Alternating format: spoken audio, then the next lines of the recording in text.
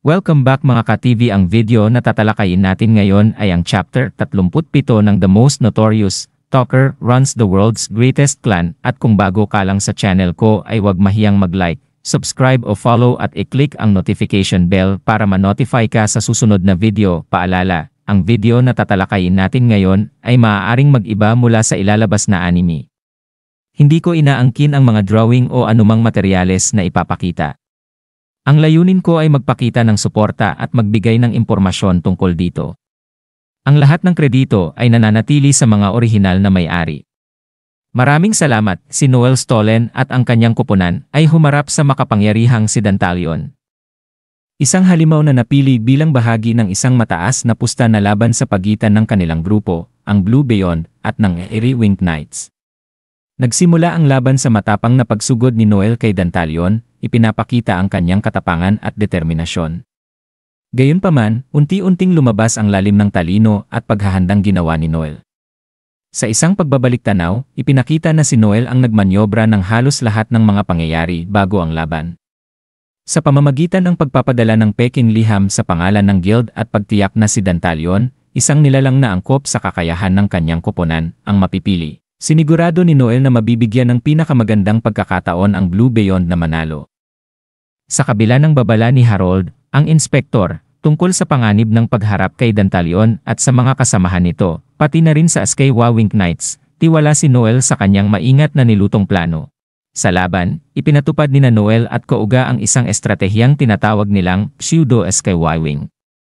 Ang teknikong ito, na nakuha mula sa pagmamasid sa isa't isa sa pamamagitan ng link, skill ni Noel, ay ginagaya ang mabilisang aktibasyon ng mga kasanayan na taglay ng leader ng Askewa Winged Knights na si Leon. Gamit ang estratehiyang ito, nagawa ni Kouga na salagin ang mga atake ni Dantalion nang hindi nababasa ang kanyang iniisip, kaya't nawala ng silbi ang abilidad ng halimaw na basahin ang isipan. Dagdag pa rito, ginamit ni Noel ang kanyang makapangyarihang Garm Bullet, isang magic projectile na nagkakahalaga ng 1 milyon, upang sugatan ang isang braso ni Dantalion. Sa kabila ng kanilang progreso, nanatiling matatag si Dantalion, umaasa sa kanyang hayop na likas na pakiramdam upang mag-adjust at lumaban ng mas agresibo.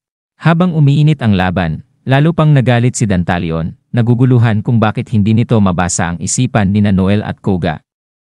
Tinukso ito ni Noel, ipinaliwanag na ang kanyang mataas na bilis ng pag-iisip, dulot ng kanyang trabaho bilang isang taktisyan, ay lampas sa kakayahan ni Dantalion na basahin ang isipan, kaya't nawawalan ng silbi ang kakayahan nito. Sa patuloy na laban at dulot ng sobrang sakit ng ulo tuwing sinusubukang basahin ang isipan ni Noel, nagdesisyon si Dantalion na hugutin ang sarili nitong third eye na siyang pinagkukunan ng kakayahan nitong magbasa ng isipan. Ang sandaling ito ang ginamit ni Noel upang i-activate ang kanyang link, skill at magbigay ng hudyat kay Alma. Na naghihintay sa labas ng EBS, si Alma, gamit ang kanyang assassin skills at bilis na lampas sa tunog, ay naglunsad ng isang biglaang pag-atake upang tapusin si Dantalion. Bagamat sinubukan ng halimaw na harangin ang kanyang atake gamit ang instinct, ginamit ni Alma ang kanyang phantom skill upang mag-espiritualisa at iwasan ang pisikal na kontak.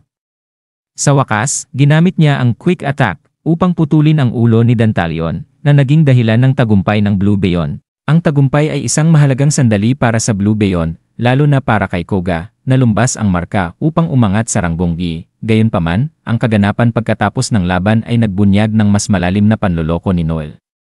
Ang mga miyembro ng Eerie Winged Knights, partikular na si Nakaim, ay inakusahan si Noel ng pakikipagsabuatan sa guild upang manipulahin ang laban.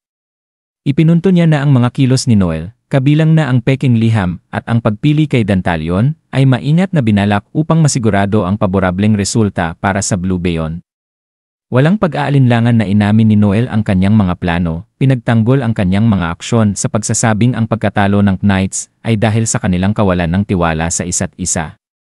Ang kanyang mga salita ay tumama sa masakit na katotohanan, binibigyang diin ang tensyon sa loob ng Eerie Winged Knights, partikular na ang hindi pagkakaintindihan ni Leon at Caim, idineklara ni Harold, na nasaksihan ang laban mula umpisa hanggang wakas, ang Blue Beyond bilang mga nagwagi, na binibigyan sila ng pahintulot na lumikha ng sariling clan.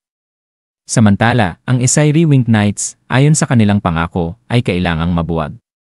Ang tagpong ito ay parehong matamis at mapait, Isang matagumpay na bagong simula para sa Blue Beyond at isang mapagpakumbabang pagtatapos para sa Fiery Winged Knights.